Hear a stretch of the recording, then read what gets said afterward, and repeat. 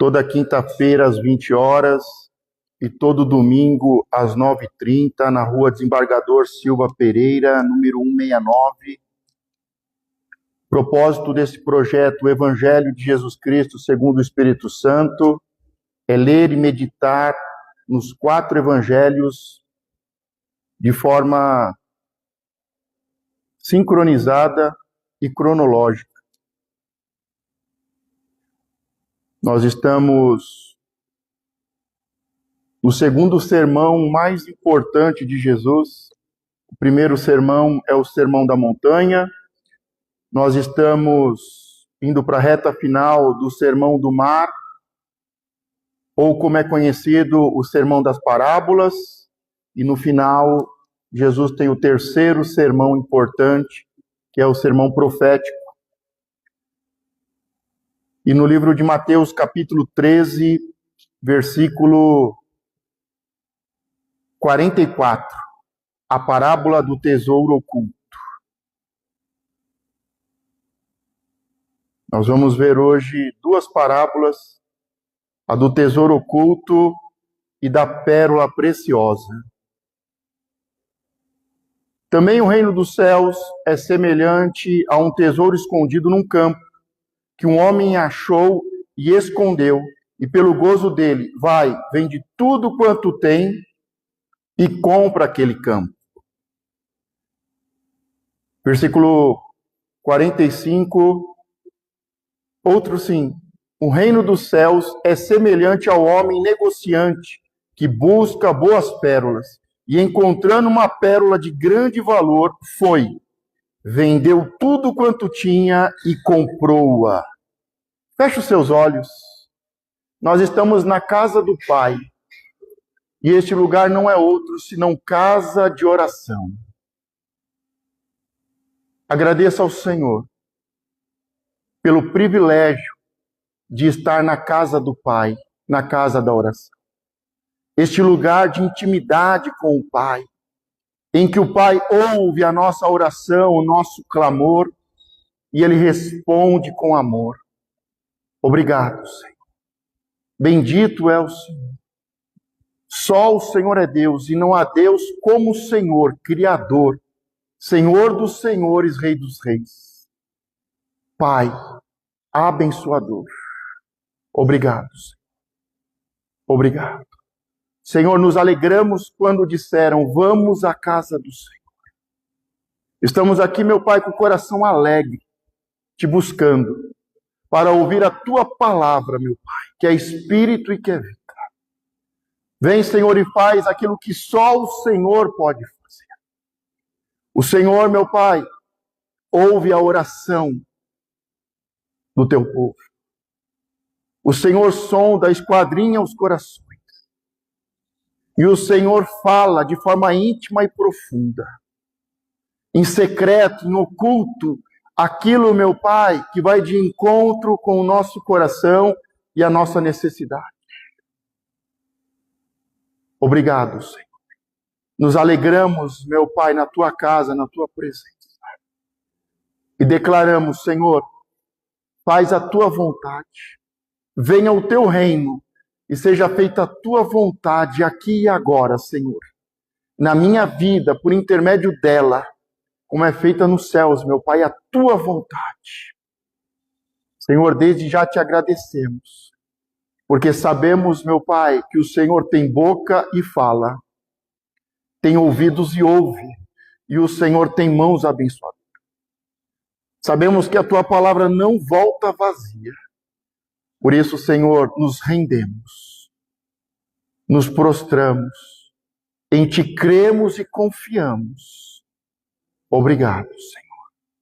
Obrigado, Senhor. Bendito é o Senhor. Obrigado, Senhor. Derrama, Senhor, da Sua unção de alegria, do Seu óleo de alegria, meu Pai. Derrama, Senhor, como está registrado em Salmos, derrama da Tua unção de alegria. Faz, Senhor, até a tristeza pular de alegria neste lugar. Vem, Senhor, cumpre o Teu propósito, porque o Senhor foi ungido para libertar, para curar, para dar vista, para nos colocar de pé, para nos fazer caminhar perfeitamente, para nos limpar, nos purificar, para anunciar o ano aceitável. Obrigado, Senhor. Obrigado, Senhor, pelo privilégio. Obrigado, Senhor, pela unção de alegria. Obrigado, Senhor, porque o Senhor ouve. Obrigado pela tua resposta, meu Pai. Obrigado porque até aqui o Senhor nos livrou, nos guardou e nos abençoou. E cremos, confiamos, meu Pai, totalmente, que assim será, meu Pai, também nos dias que estão por vir. O Senhor é o mesmo, ontem, hoje e eternamente. Obrigado, Senhor. Amém? Podeis tomar assento.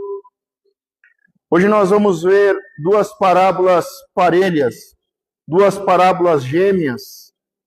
Elas falam sobre o mesmo assunto. Estamos já na reta final do Sermão do Mar, um sermão extremamente importante. Diferente do primeiro sermão, que é conhecido como Sermão do Monte, que o Senhor ministrou para a multidão, este segundo sermão, o Sermão do Mar, que contém muitas parábolas e mistérios do reino, ele é direcionado especialmente para os discípulos. Não é sobre como se comportar, não é como ter uma vida religiosa, não é sobre salvação. Messiânico guerreiro, revolucionário, que implantasse o reino. Jesus veio e disse: arrependei-vos porque o reino está próximo. Arrependei-vos porque o reino chegou. O reino está entre vós, está em vós, mas não é do jeito que você pensa. Não é pela força, não é como uma guerra, é um processo. E a separação vai acontecer no final. Então, o Senhor deixa bem claro, não se espante com o joio, com o veneno. Não fique indignado, não queira fazer justiça humana, não queira separar. As coisas estão acontecendo. É um processo. Saiu o semeador a semear, ele semeou a boa semente, trigo, mas veio o inimigo e semeou o joio. Em seguida, vemos duas parábolas, a parábola do grão de mostarda e a parábola do fermento.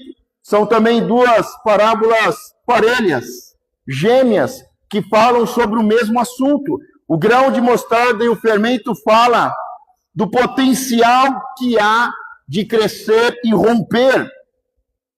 Por mais que pareça pequena, o evangelho do Senhor, o evangelho do reino, demorou praticamente 100 anos para romper e começar a crescer. Era uma pequena hortaliça, era um dos menores grãos. Muitas vezes olhamos as coisas pequenas como um grão de mostarda e não damos valor. É tão pequeno, a doutrina do Senhor era tão pequeno que muitos desprezaram e não deram valor. Mas como uma das menores sementes, ela cresceu e rompeu. E aquilo que era uma hortaliça se tornou uma grande árvore.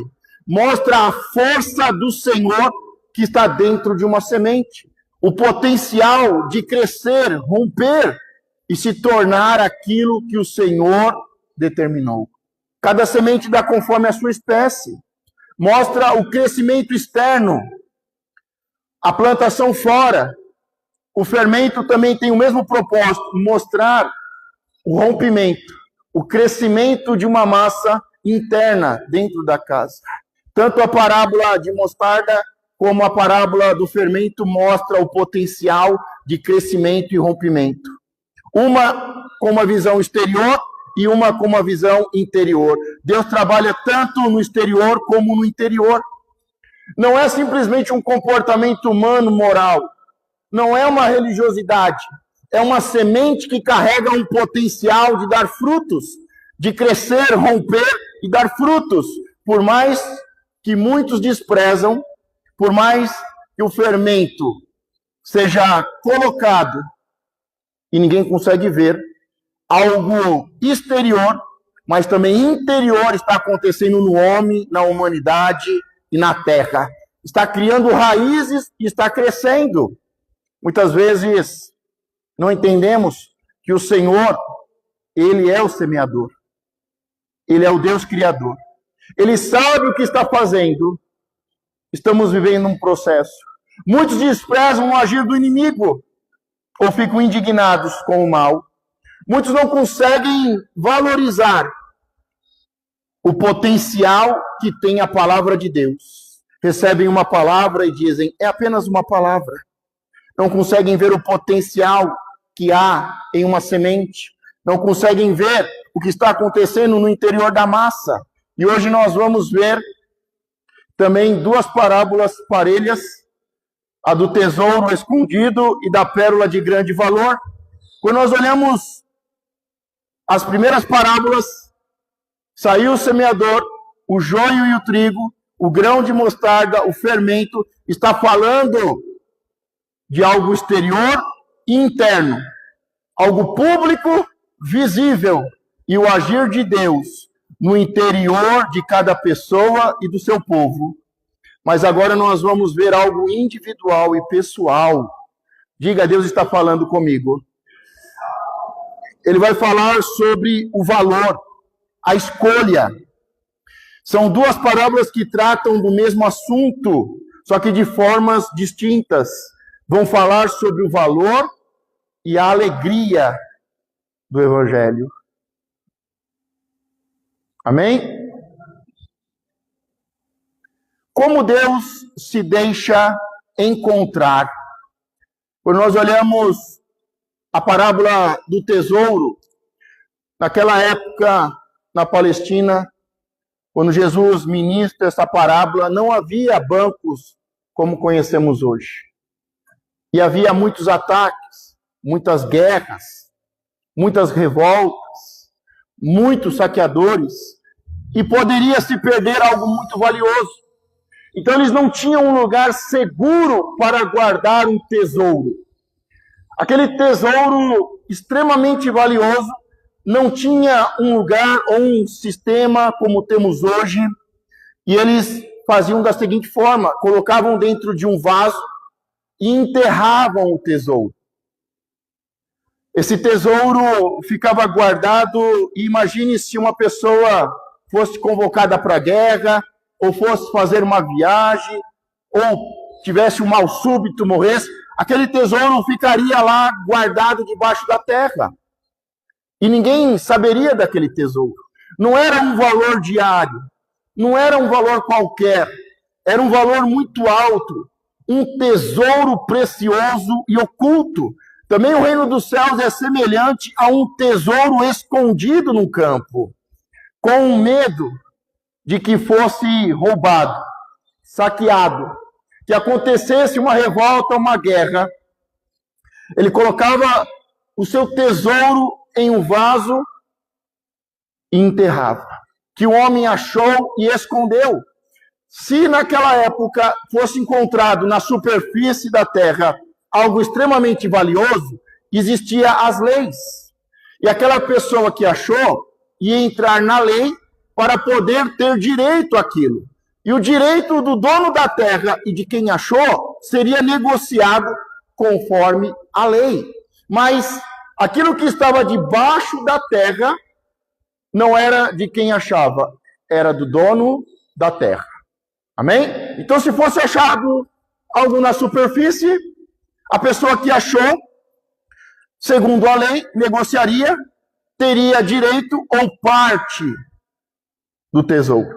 Mas aquilo que estava debaixo da terra, que tinha sido escondido na terra, enterrado na terra, não era de quem achava, era do dono da terra. Por isso que a parábola deixa bem claro que também o reino dos céus é semelhante a um tesouro escondido num campo, que um homem achou e escondeu. Ou seja, ele achou, mas por lei não pode ser dele.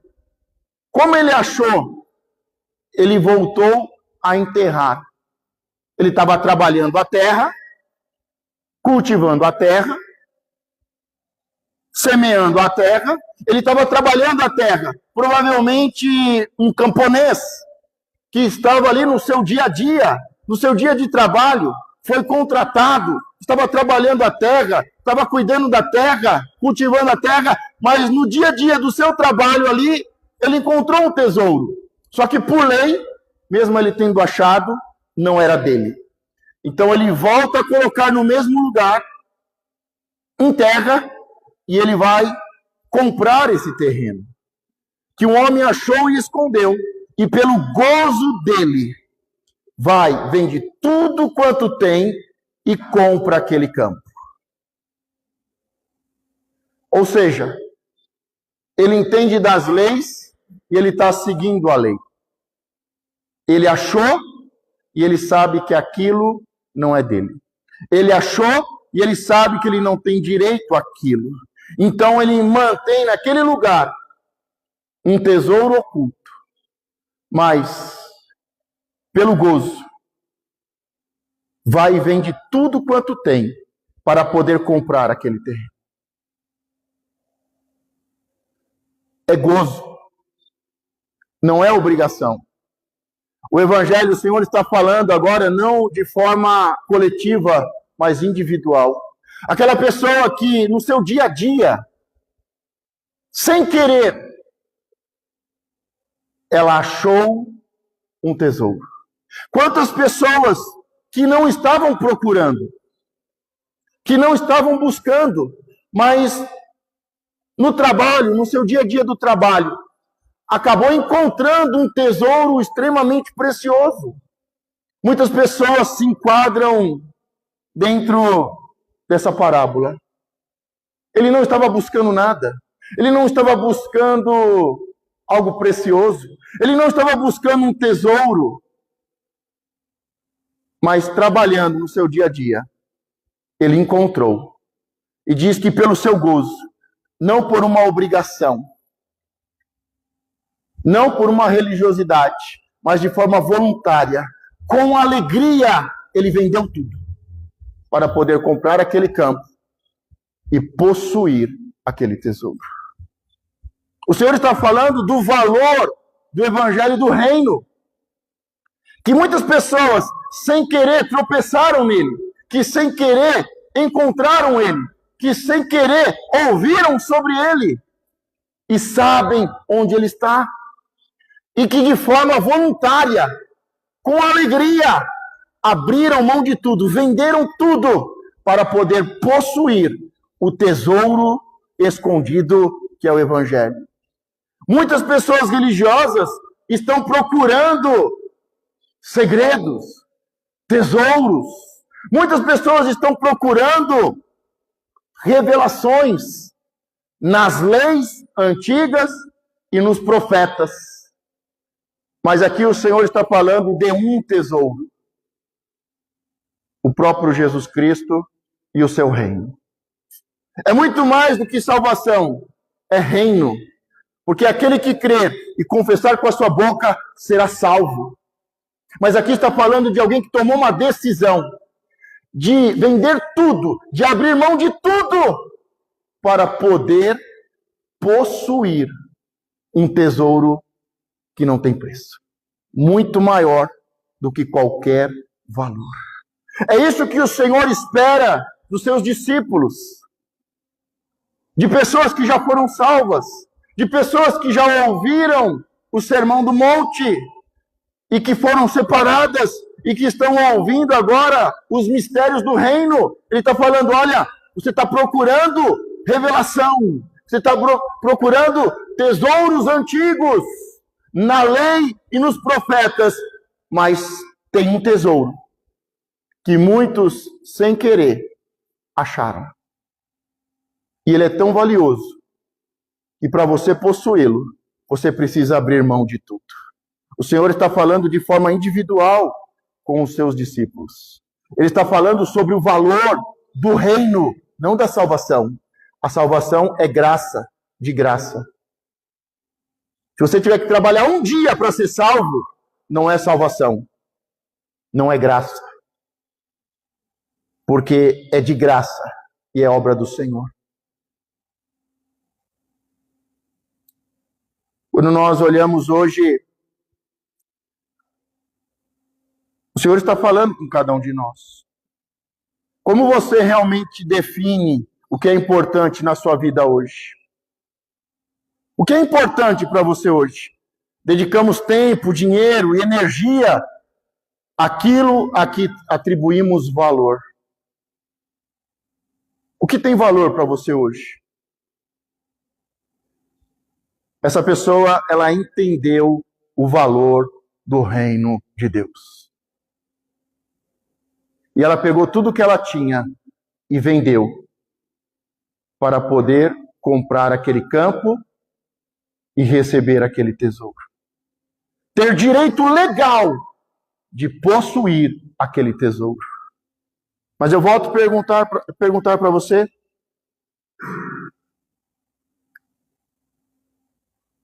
O que é importante na sua vida? Hoje nós vemos que tudo é importante para as pessoas, menos o reino de Deus. Mas o Senhor está falando para cada um de nós sobre o reino, não sobre a salvação. Ele está falando sobre o reino e ele está falando sobre o valor do reino. Nós temos dado o devido valor ao reino de Deus? Nós temos dedicado tempo, dinheiro e energia ao reino de Deus? Porque ele, pelo gozo, não por uma obrigação, ele, pelo gozo, de forma voluntária e alegre, vende tudo quanto tem e compra aquele campo. Não tem como não pensar naquele príncipe rico que foi conversar com Jesus e pergunta sobre herdar a vida eterna. E o Senhor fala para ele: só te falta uma coisa, vai, vende tudo que você tem e dá aos pobres. Como essa palavra está chegando ao seu coração? Você, no seu dia a dia, encontrou um tesouro. Você sabe que você não tem direito a ele, porque tem uma pessoa que é dono da terra. Mas você está dedicando tempo, dinheiro e esforços para adquirir essa terra e possuir esse tesouro? A segunda parábola parelha a essa, gêmea a essa, é a da pérola preciosa, versículo 45. Outro sim, o reino dos céus, observe que ele não está falando sobre salvação, ele está falando o reino dos céus é semelhante ao homem negociante que busca boas pérolas. Aqui está falando de um negociante, um comerciante, e não é um negociante, um comerciante qualquer. Imagine naquela época que esse negociante, ele trabalhava com grandes quantidades, muitos tipos de mercadoria, tinha muitos tipos de mercadorias, investimentos, e ele fazia longas viagens procurando os melhores produtos para poder comprar, negociar, vender, fazer grandes negócios.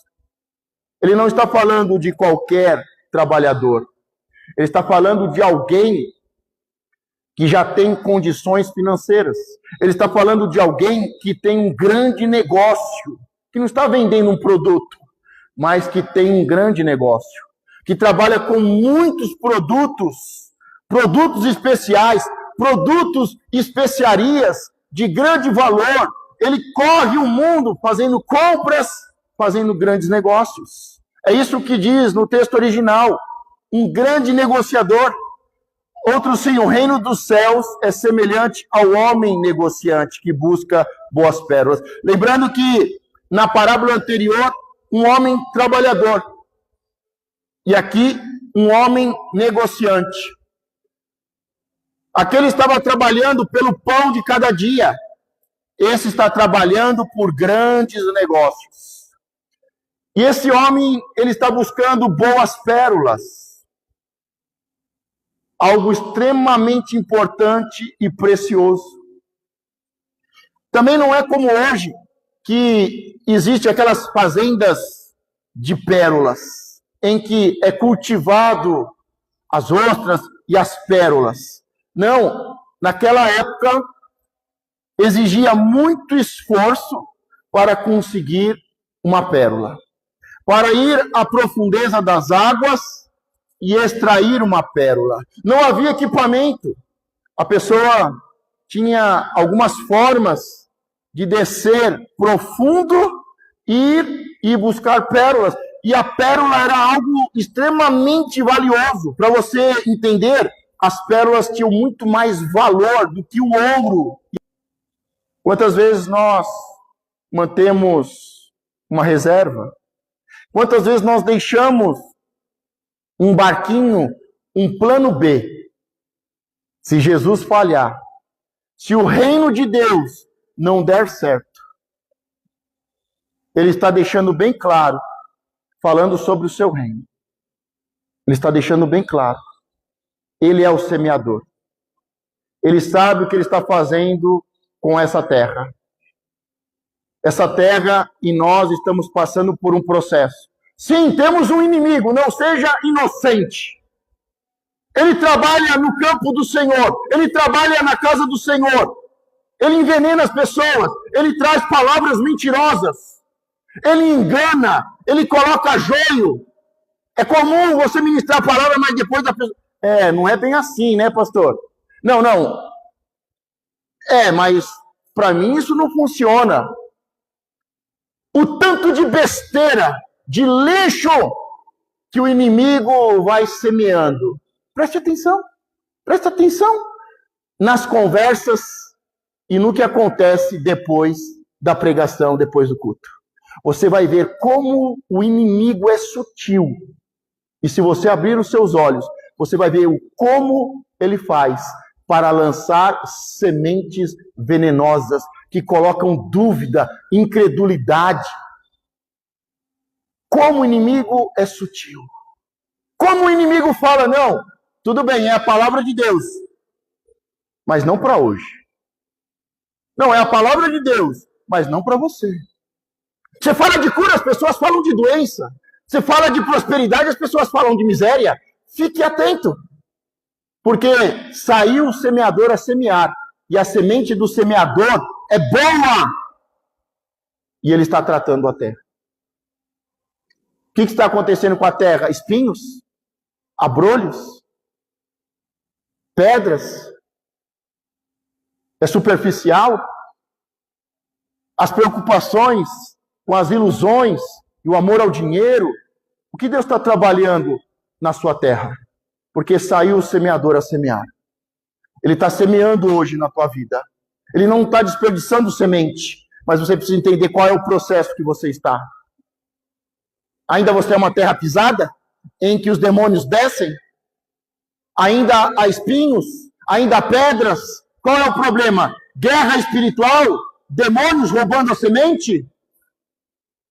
Qual é o problema? Uma terra pisada e os demônios que roubam a semente? Termina a mensagem, você não sabe mais nem do que foi falado.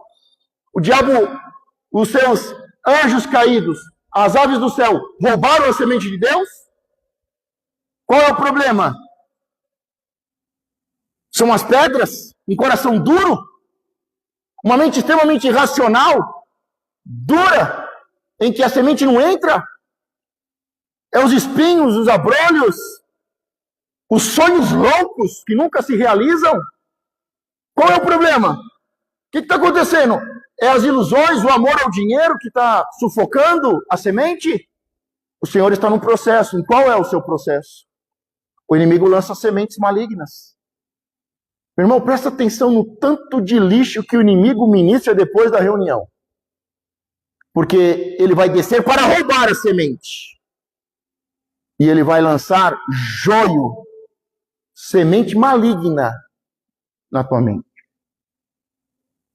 Você está dando valor, o devido valor, ao potencial que uma semente tem para poder crescer e romper? Você está abrindo o seu coração para que a mulher possa colocar levedura, fermento lá dentro, para que haja uma mudança, ou é mudança só exterior? Só está crescendo e folhas, mas não há uma mudança no interior para que haja fruto. As pessoas estão vendo uma grande árvore religiosa ou estão vendo frutos? E hoje o propósito é em especial comigo e com você, qual é o valor que nós estamos dando? Alguns nem estavam procurando, mas encontraram, por um acaso. Outros estão procurando. E o que mais é importante? As riquezas desse mundo? As pérolas da lei e dos antigos profetas? Ou Jesus e o seu reino? Você está trabalhando e encontrou um tesouro. O que você vai fazer? Você está buscando. Você vai pagar o preço? Porque salvação não tem preço, mas reino tem. Ao que vencer, darei o meu reino. E governará comigo. Qual é o valor que nós estamos dando? Diz que esse negociante, ele buscou. O reino dos céus é semelhante ao homem negociante, que busca boas pérolas. E encontrando uma pérola de grande valor, foi, vendeu tudo quanto tinha e comprou.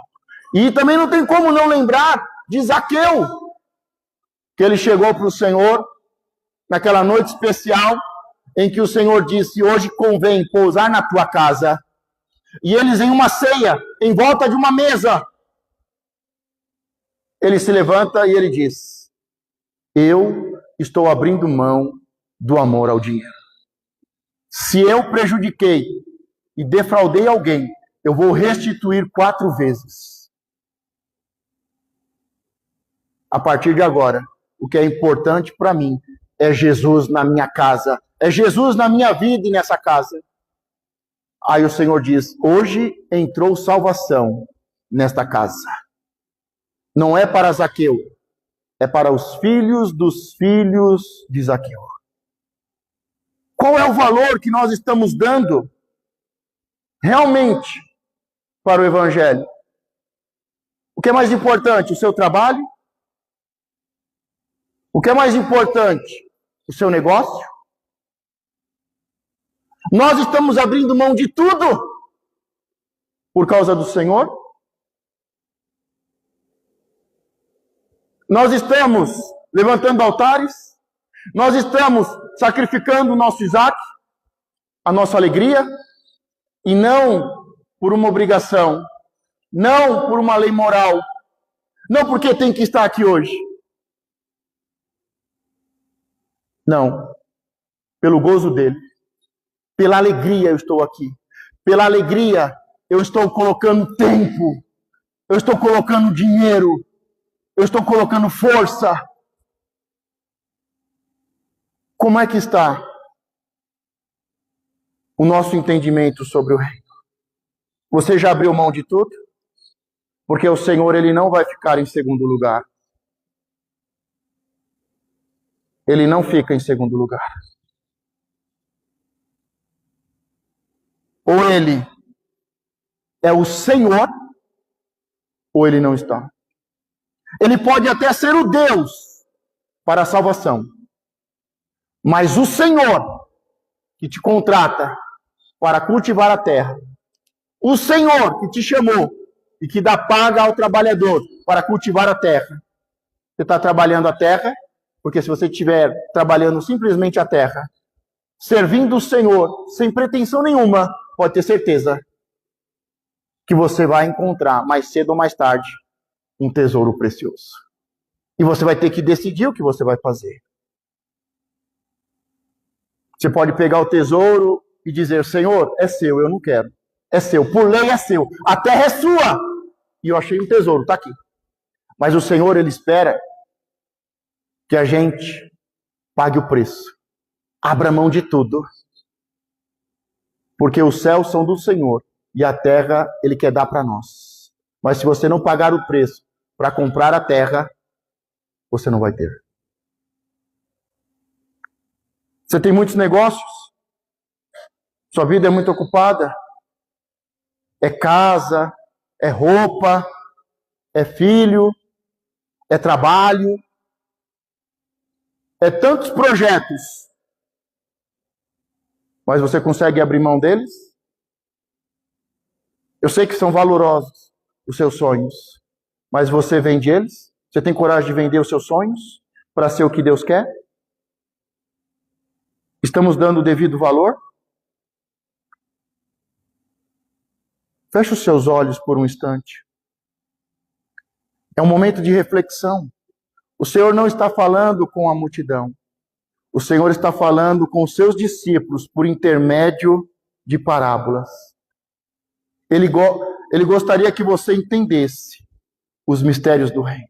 Não é todos, a multidão não consegue entender os mistérios do reino. Uma parábola é um mistério, é um segredo. E ele sabe que a multidão não vai entender.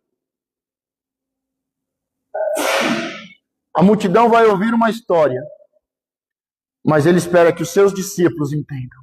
Ele espera que os seus discípulos, como na primeira parábola, Senhor, nos explica a parábola do semeador. Ele espera que você trabalhe essa terra. Ele é o semeador, mas ele roga ao Pai, envia ceifeiros, envia trabalhadores. Discípulo é trabalhador, discípulo é ceifeiro. O Senhor te chamou para trabalhar essa terra, não para ser um ouvinte. Saia da multidão, saia da religiosidade. Isso destruiu a sua casa, isso destruiu os seus pais. Isso está te matando. Isso vai destruir o filho do seu filho. A religiosidade sufoca, ela cobra, ela mata, ela destrói casamentos.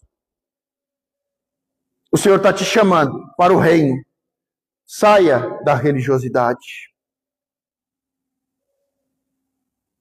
Abandone esses sonhos.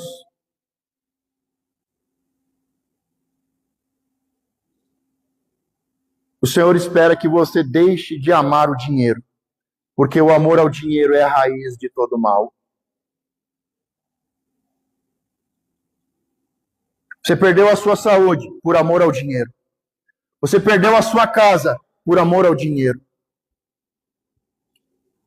Você vai perder um reino por amor ao dinheiro?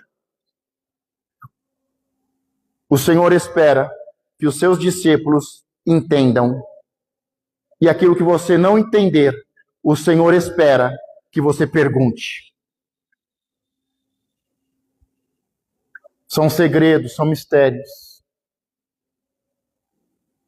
O Senhor está falando sobre o reino, sobre um povo eleito, sacerdotes que sacrificam pelo povo, reais que governam um território, povo eleito. Ele te chamou, ele te escolheu, ele te elegeu, povo eleito, sacerdotes que adoram a Deus e fazem sacrifícios, reais que governam com Cristo Jesus. Se você não entendeu alguma parte da palavra, o Senhor espera que você pergunte.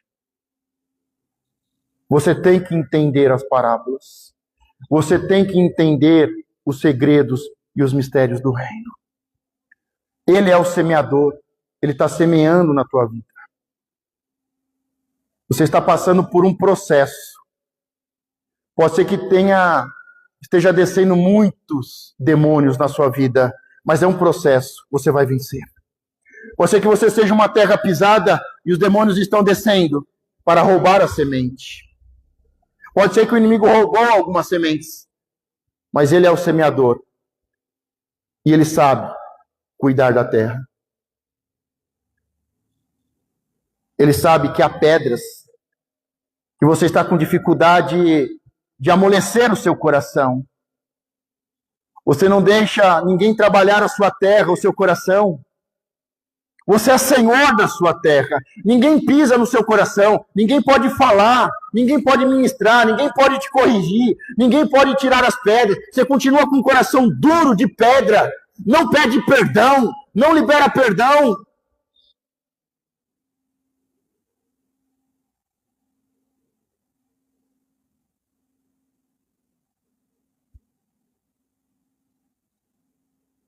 O Senhor sabe dos enganos do seu coração, porque o coração do homem é enganoso.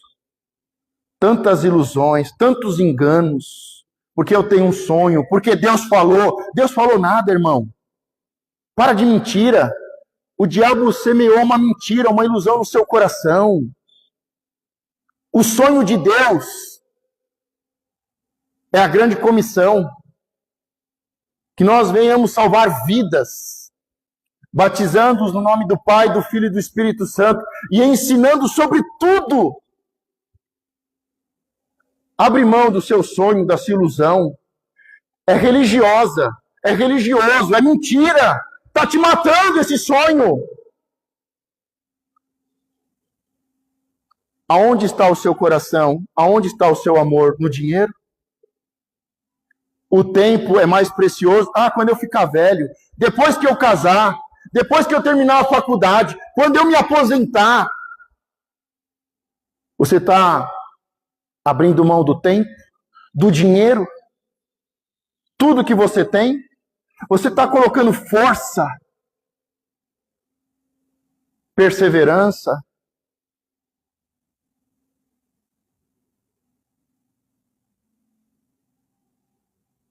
Deus se revela tanto no inesperado da rotina, quanto no fim de uma busca sincera. Quando enxergamos o real valor de Cristo e o seu reino, a entrega de tudo o que somos deixa de ser um fardo e se torna nossa alegria. A religiosidade é um fardo. Vós que estáis cansados e sobrecarregados com essa religiosidade que destruiu os seus avós, os seus pais, que está destruindo uma geração após a outra. Abre mão dessa religiosidade. Abre mão desse título. Abre mão desse cargo. Abre mão dessa postura religiosa que só cresce, só tem folha. Não tem fruto. Não tem alegria. Não tem fruto do Espírito. Não tem fé, não tem amor, não tem alegria. Abre mão da religiosidade. Você faz, mas não tem alegria. Você está preso ao fazer e não ao estar aos pés do Senhor. Você está preso a um título, a uma posição, a uma religiosidade, a uma placa, a um profeta. Abra mão dessa religiosidade. Hoje você encontrou um tesouro. Hoje você encontrou uma pérola. Abre mão de tudo. Renuncia. O que está faltando renunciar? Renuncia a esse mundo, o amor a esse mundo. Renuncia a sua amizade com esse mundo. Você quer ser igual ao mundo. Você quer ser comparado com ele. Todo mundo pinta o cabelo. Todo mundo usa roupa rasgada. Todo mundo tem tatuagem. Você quer ser comparado como eles. Você quer ser como o mundo. Você está amando o mundo. Você está sendo amigo do mundo. E se você é amigo do mundo, você é inimigo de Deus. Não dá para ter dois amigos. Não dá para servir dois senhores. Jesus disse aos seus discípulos, na noite em que foi traído, na sua última ceia, em que ele disse, muito desejei cear com vocês. O Senhor disse, hoje, a partir de hoje, vocês não são servos. Hoje vocês deixam de ser servos, porque o servo trabalha fielmente e obedece sem saber o que o Senhor está fazendo. Não tem acesso ao plano de Deus, não tem acesso às riquezas de Deus. Hoje vocês deixam de ser servos para serem amigos de Deus. Abra mão de ser amigo do mundo para ser amigo de Deus. Não estou entendendo, pastor. É porque você ainda é amigo do mundo. Mas eu estou servindo ao Senhor, à igreja. Então deixa de ser servo e se torne amigo. Não dá para ter dois amigos. Não dá para servir Faraó e Deus.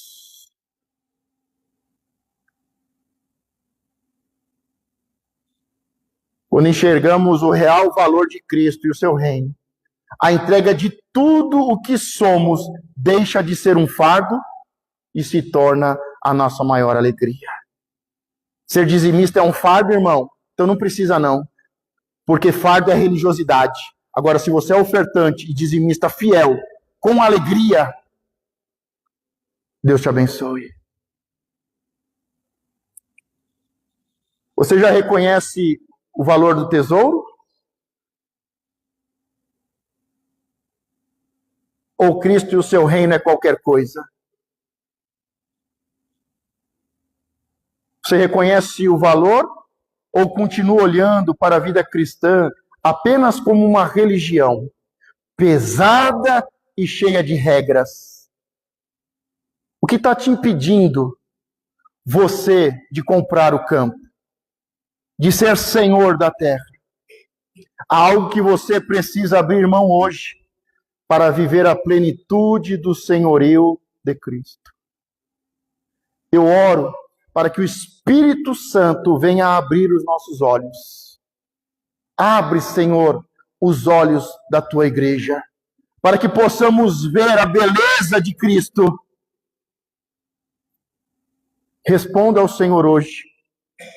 Responda a Ele com entrega total e alegria radiante. Nós vamos cear nesse momento. Nós vamos cear neste momento. Se coloque de pé. Se coloque de pé e ainda com os olhos fechados, faça o seu diagnóstico.